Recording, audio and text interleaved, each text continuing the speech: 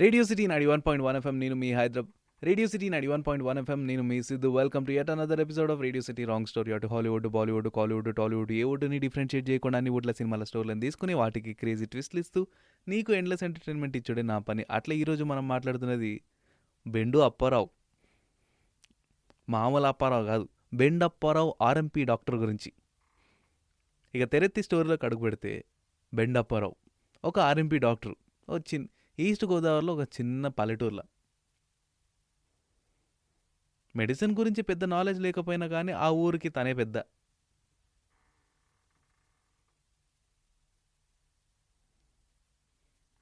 చేతి సైగలు చేసేటోనికి ఓనమాలే గొప్ప అన్నట్టు ఆ ఊరికి తనే అసలు డాక్టర్, అసలు మెడికల్ ఫెసిలిటీనే లేని ఊరికి తనే ఒక పెద్ద డాక్టర్ లెక్క. ఎట్లాంటి క్రిటికల్ సిచ్యువేషన్ ఉన్నా కానీ తన సెన్స్ ఆఫ్ హ్యూమర్తోన, తన ప్రెజెన్స్ ఆఫ్ మైండ్తోన ఆ సిచ్యువేషన్ నుంచి తప్పించుకుంటాడు, ట్రీట్మెంట్ ఇచ్చేస్తుంటాడు. అది అట్లా హాయిగా సాఫీగా నడిచిపోతుంటుంది.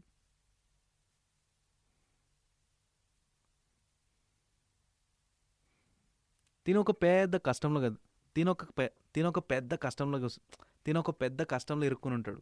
అందుకే ఈ పిసినారితనం అంతా ఈ డబ్బులు దోచుకోవడం, అందుకే ఈ పిసినారితనం అంతా ఈ డబ్బులు అందుకే ఈ పిసినారితనం అంతా ఇంత రష్గా డబ్బులు సంపాదించిన అందుకే ఈ పిసినారితనము ఇంత డబ్బులు సంపాదించాలనే ఆలోచన. అదే తన చెల్లెలు ఒక తప్పుడు వ్యక్తితో ఇరుక్కుపోయి ఉంటుంది పెళ్ళి అనే వెడ్లాక్లా. తనేమో మొత్తం తనేమో మొత్తం కట్నం అమౌంట్ అంతా ఇవ్వాలని చెప్పి రోజు కొడుతుంటాడు. ఎట్లైనా చేసి నా చెల్లెల్ని ఇట్లాంటి కష్టాల నుంచి దూరం పెట్టాలి, తప్పించాలని చెప్పి తిన కష్టపడుతుంటాడు.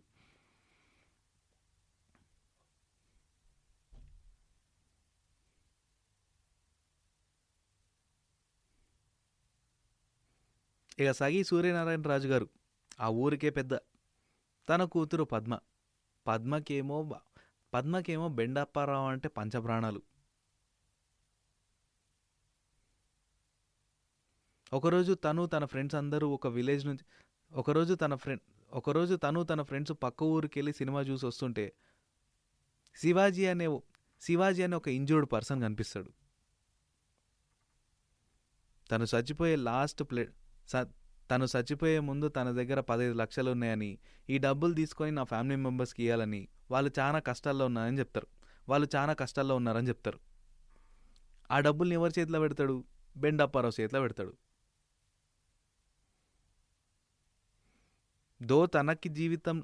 తనకి తన రియల్ లైఫ్లో కష్టాలున్నా కానీ, తన ఫ్రెండ్స్ అందరూ ఫోర్స్ చేసినా కానీ,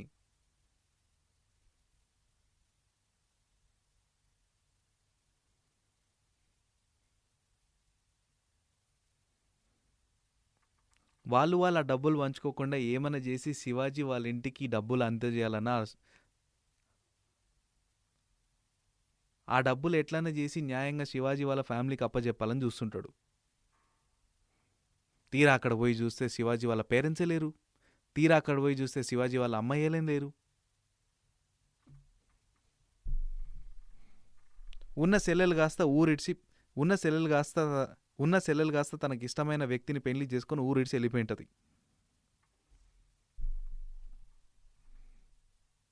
సరిగా చేసేది లేక ఈ డబ్బులనంతా తన ఫ్రెండ్స్కి పంచిపెట్టి తను కొంచెం డబ్బులు ఎత్తిపెట్టుకుంటాడు.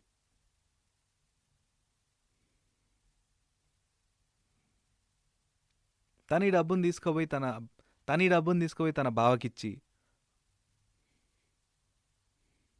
తన చెల్లెల్ని కాపాడుతాడు. తన చెల్లెల లైఫ్ని సెట్ చేస్తాడు.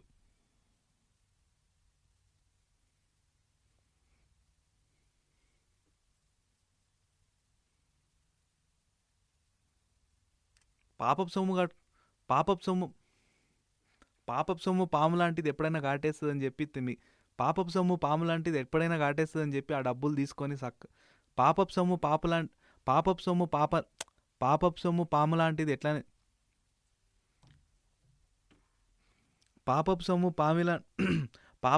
పాము లాంటిది ఎప్పటికైనా మనల్ని కాటేస్తుందని చెప్పి మిగిలిన డబ్బుల్ని కూడా స్కూళ్ళు, హాస్పిటళ్ళు, ఊరు డెవలప్మెంట్ కోసం వాడేస్తాడు. మరి ఇంత డబ్బులు ఎక్కడి నుంచి వచ్చినాయి సడన్గా? ఇంత డబ్బులు సడన్గా ఎట్లా వచ్చినాయని ఊర్లో మరి ఇంత డబ్బులు సడన్గా ఎట్లా వచ్చినాయని ఊర్లో వాళ్ళు అడిగితే ఏం చెప్పాలి? అందుకే అందుకే ఒక స్టోరీ అల్లుంటాడు. తను థియేటర్కి పోయినప్పుడు ఒక లక్ తను థియేటర్కి పోయినప్పుడు ఒక తను థియేటర్కి పోయినప్పుడు ఒక లక్కీ టికెట్ కొన్నాడని, అలా తను థియేటర్కి పోయినప్పుడు తను థియేటర్కి పోయినప్పుడు ఒక లాటరీ టికెట్ కొన్నాడని, అది కాస్త 15 లక్షలు ఇచ్చిందని ఊరోళ్ళందరూ నమ్మిస్తాడు.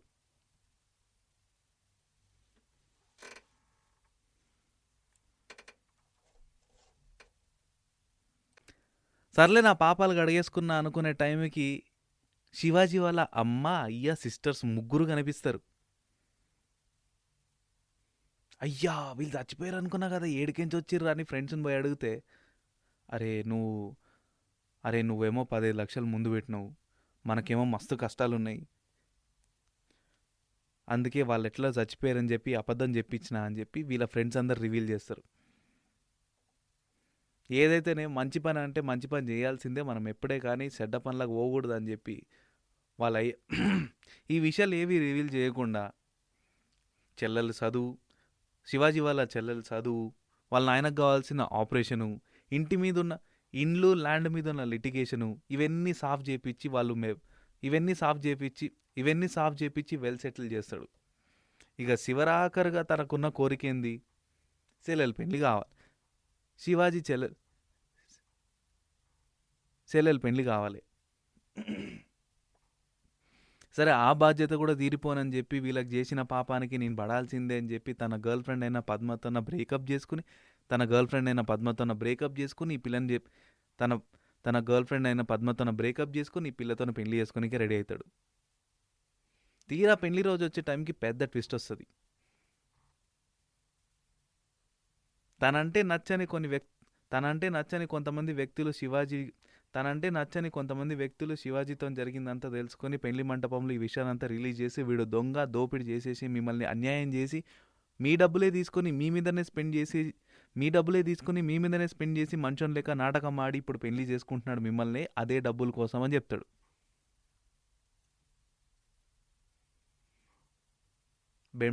బెండప్పారావు ఎన్నిసార్లు ఎన్ని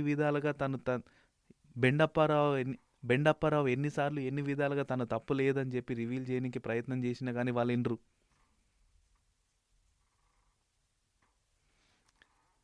ఇక పెండ్లు ఎట్లనో కట్ అయిపోయింది. కానీ బెండప్పారావు జైలుకు పోయే ఛాన్స్ కూడా వచ్చేసింది. నోబత్ కూడా వచ్చేసింది. దీని నుంచి ఎట్లన్నా తప్పించుకోవాలి. అందుకే తన దోస్తులతో కలిసి ఒక మాస్టర్ ప్లాన్ వేస్తాడు. పక్కూరు నుంచి కొంతమంది డ్రామా ఆర్టిస్టులను పిలుచుకొచ్చి వాళ్ళకి పోలీస్ గెటప్ వేయించి నెక్స్ట్ డే వీళ్ళింటికే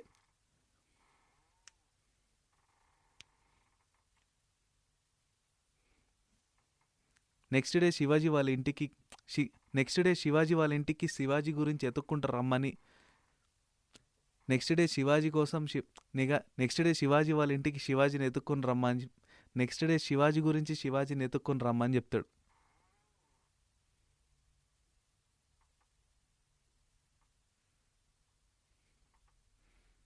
ఎందుకంటే ముందు రోజు ఎందుకంటే పెళ్లి బ్రేకప్ అయిన రోజే కొన్ని దారుణమైన విషయాలు శవనపడతాయి. శివాజీ చెల్లెలకి తనని పెళ్లి చేసుకుని ఇష్టం లేదని, ఈ పెళ్లిని ఎట్లా చెడగొట్టాలా అని ఆలోచిస్తుంటే ఊర్లో ఉన్న ఈ పెళ్లిని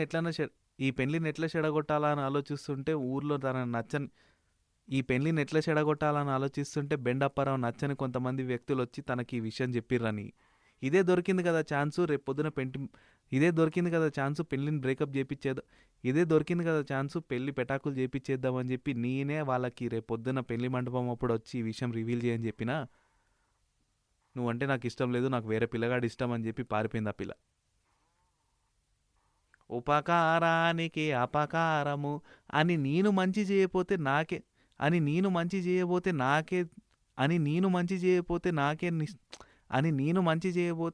నిష్ఠురం అయ్యేటట్టుంది, నేనే జైలుకు పోయేటట్టున్నా అని చెప్పి ఈ ప్లాన్ అంతేసి శివాజీ వాళ్ళ ఇంటికి పిలుచుకొస్తాడు. శివాజీ వాళ్ళ ఇంటికి నకిలీ పోలీస్ ఆఫీసర్ని పిలుచుకొస్తాడు.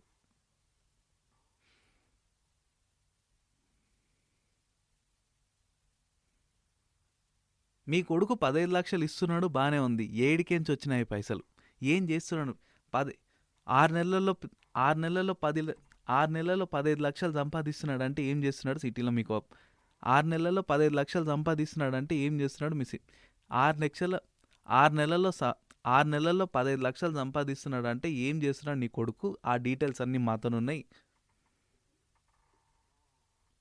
దొంగతనాలు, దోపిడులు, రకరకాల క్రైమ్లన్నీ చేసి ఈ డబ్బులు సంపాదించిండు. ఆ నింద మీ మీద కూడా ఉంది. ఈ కేసు నెత్తినేసుకుంటారా లేదా అని అడిగితే,